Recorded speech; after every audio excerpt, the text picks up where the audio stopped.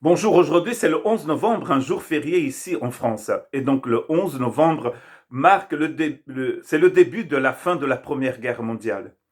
Il s'agit d'un traité signé à 11 heures le 11 novembre de 1918 à Compiègne, en Picardie, dans le Nord, dans le Grand Nord, dans le Hauts-de-France aujourd'hui. C'est pas la fin de la guerre, car on va devoir attendre 1919 avec le traité de Versailles pour finalement déclarer que la guerre était finie. Le mot armistice vient du latin rester tranquille, rester sur place, ne pas bouger. C'est en quelque sorte arrêter les hostilités, même si ce n'est pas la fin de la guerre. Aujourd'hui, je voudrais parler avec vous d'une guerre encore pire que la première et la deuxième et toutes les autres guerres. C'est une guerre qui se passe dans les lieux célestes, qui se passe dans le monde invisible. 1 Jean chapitre 3 verset 8, celui qui pratique le péché est du diable, car le diable pêche dès le commencement. Le Fils de Dieu apparut afin de détruire les œuvres du diable. Le mot péché en grec veut dire rater la cible. Et nous sommes d'accord, plusieurs, de dire que cette cible, c'est la vie éternelle, c'est la justice de Dieu. Passer à côté de tout ce qui vient de Dieu. Et d'ailleurs, la pratique du péché, ici, selon Jean, vient du diable lui-même, de l'ennemi. Vient de cet ennemi de Dieu et des hommes. Et le verbe se manifester, ici, dans l'épître de Jean, est très important. Dès le début de son épître, il dit que la vie éternelle s'est manifestée. Nous l'avons vue, nous avons pu la toucher.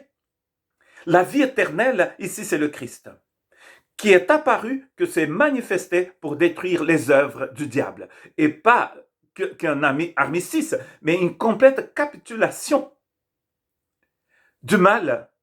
Et cela, bien sûr, ne s'est pas passé à Rome, à Paris, à Londres, ni à Compiègne, mais à Jérusalem, il y a 2000 ans. Et pour nous aider à comprendre l'importance de cet acte, Pierre nous dit que c'était même avant la fondation du monde. Le Christ s'est offert, s'est donné pour nous, est devenu malédiction, comme nous allons voir, pour détruire les œuvres du diable.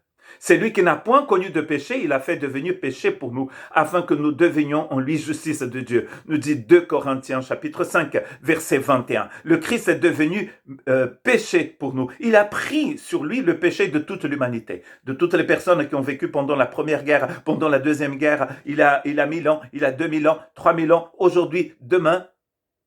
Tout le mal du monde est tombé sur lui. Est-ce que vous arrivez à comprendre la grandeur de cela? Cela veut dire que les œuvres du diable dans la vie de l'homme ont déjà été détruites au calvaire. Mais c'est à nous d'en prendre possession, d'accepter, de recevoir cette bénédiction. Romains chapitre 5, verset 1, et vous allez voir qu'il n'y a pas que des œuvres extérieures, il y a aussi une œuvre dans notre cœur, car étant donc justifiés par la foi, nous avons la paix avec Dieu par notre Seigneur Jésus-Christ. Il a un état de paix dans notre cœur. Vous voyez, le but de l'armistice, c'est de cesser les conflits pour que l'Allemagne, le Royaume-Uni, les États-Unis, la France, la Russie, puissent discuter sur la fin complète de la guerre. Et vous savez bien que ça marchait pour un temps, parce que 20 ans après, ils ont repris les armes et c'était la Deuxième Guerre mondiale. Et depuis, on a fait des guerres en Corée, au Vietnam, et on continue à faire des guerres au Moyen-Orient et en Afrique, et la guerre ne finit jamais. Mais là, nous sommes en train de parler d'une guerre qui a déjà fini au calvaire. Dans le cœur de l'homme, nous pouvons vivre en paix, parce qu'étant justifiés par la foi, nous avons la paix avec Christ. Romains 5, 5, c'est le même texte que Romains chapitre 1 que nous venons de 5 verset 1, et dans le chapitre 5, dans le verset 5 du chapitre 5, il dit l'espérance que nous avons ne trompe pas. Pourquoi? Parce que l'amour de Dieu, l'agapé de Dieu, a été déversé dans notre cœur, comme les chutes d'Iguaçu au Brésil, avec une grande puissance, là c'est la parenthèse, par le Saint-Esprit qui nous a été donné. Donc vous pouvez vivre en paix et vous pouvez être rempli de l'amour de Dieu. Et tout cela, c'est grâce à l'armistice et aussi à la signature de la fin de tous les combats entre nous et Dieu. Et le diable qui se battait contre nous. Et souvent, nous étions des alliés du diable. Parce que le salaire du péché, c'est la mort. C'est ce qu'il dit d'ailleurs Romains, chapitre 5, chapitre 6.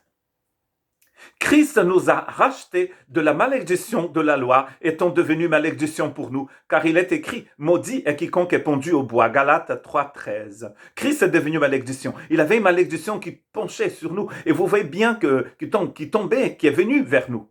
Et vous voyez bien que dans le monde, cette malédiction subit toujours. Elle est à l'œuvre toujours. Sévit, toujours. Elle est à l'œuvre dans le cœur des personnes. C'est pour ça qu'il a toujours beaucoup de conflits.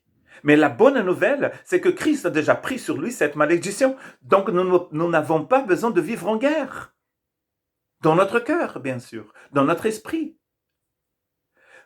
Parce que nous sommes déjà libérés de cette malédiction. Christ a pris la malédiction sur lui. C'est toute la force et la puissance et la beauté du calvaire. C'est que Christ prend le mal sur lui. Et bien sûr, ce texte de Romains 6, 23, car le salaire du péché, c'est la mort, mais le don gratuit de Dieu en Christ Jésus, c'est la vie éternelle. La vie éternelle, vous voyez? C'est quoi la vie éternelle? Il y a un texte dans l'Évangile qui va nous aider à comprendre ce que c'est que la vie éternelle. C'est Jean 17, verset 3. Or, la vie éternelle, c'est qu'ils te connaissent, toi, le seul vrai Dieu, et c'est lui qui t'a envoyé, Jésus-Christ. La vie éternelle, c'est de connaître Jésus-Christ. Et pas connaître dans le sens du mot connaître dans nos langues, mais c'est dans le sens du mot en grec. C'est-à-dire, et d'ailleurs dans l'Ancien Testament aussi, c'est d'avoir une relation avec la personne. C'est pas seulement de savoir d'où la personne vient, ce qu'elle a fait, comment est-ce qu'elle travaille. Non, c'est d'avoir une relation personnelle avec cette personne. Avez-vous la vie éternelle dans votre cœur? Car la vie éternelle que vous recevez ici, vous allez l'avoir tout le temps, même en dehors du temps, dans l'éternité.